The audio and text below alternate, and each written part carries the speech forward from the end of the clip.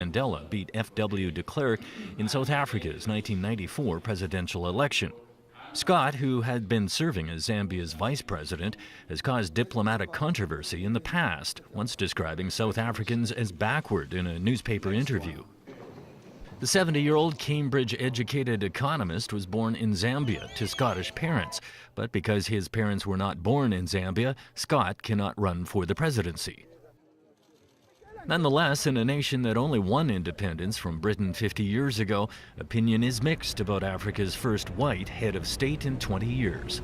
When we say Mr. Gaisko should be the president, that will simply mean we are bringing back colonialism, we are bringing back the old days, because even the whites will come and take over. Do we want to bring back colonialism in Zambia? No. I think Mr. Gaisko is qualified to do the job, because they wouldn't have chosen him to be vice president if he was not qualified to do that. Sata's cause of death has not been released, but the 77-year-old was undergoing medical treatment and had been ill for some time.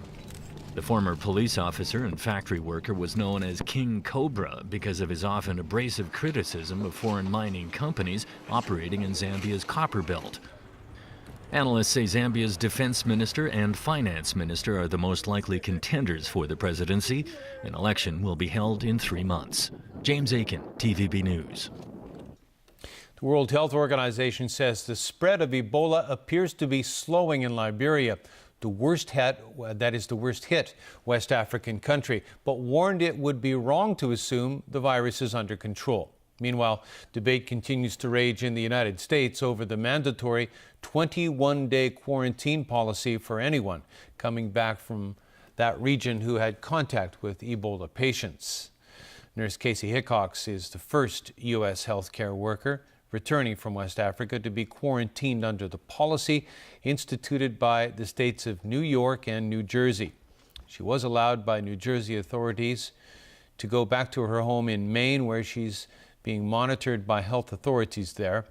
But in a television interview, Hickox was defiant, saying she would not abide by the voluntary quarantine. She said she's healthy and symptom-free and called the quarantine overzealous and a violation of her civil rights. She told the state's health authorities if they file legal action against her, she'll challenge it. The case illustrates how the U.S. is struggling with the issue.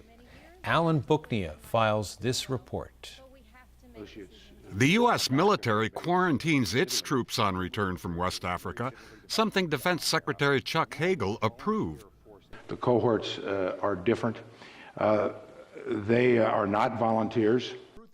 But U.S. President Barack Obama has said he's against the mandatory quarantine of aid workers returning, since it may stop volunteers from going to West Africa. Standing with a group of medical workers, Obama said Americans must continue to travel to the worst-hit countries.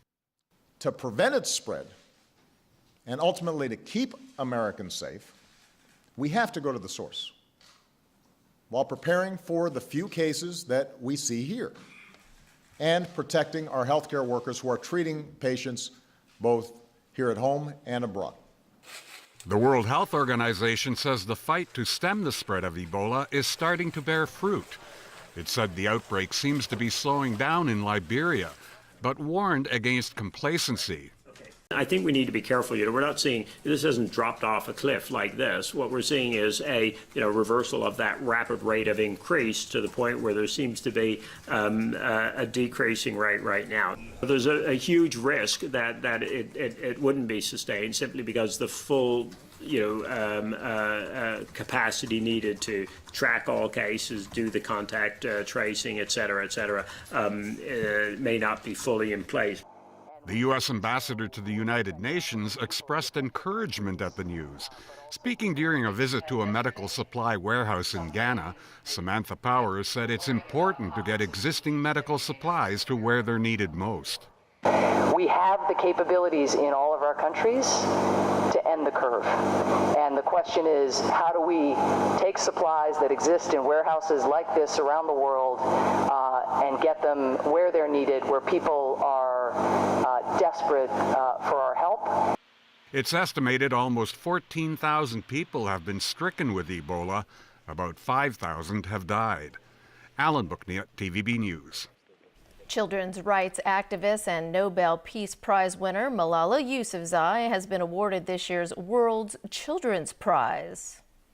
Sweden's Queen Sylvia presented the prize to the 17-year-old Pakistani girl for her work in fighting for girls' right to education. Almost 2 million school children worldwide voted in the award, which is the world's largest annual rights-based education program and only open to children to vote. Malala intends to donate the $50,000 US prize money to help rebuild schools in Gaza. Earlier this month, Malala became the world's youngest Nobel Peace Prize winner. Nelson Mandela is the only other person to receive both awards, but they were 12 years apart. Right, Chris, what do you have for us in sports today? Well, we've got the end, finally. The San Francisco Giants are the World Series champions again. San Francisco beat Kansas City 3-2 in the winner-take-all 7th game. Jameson Wong with the highlights.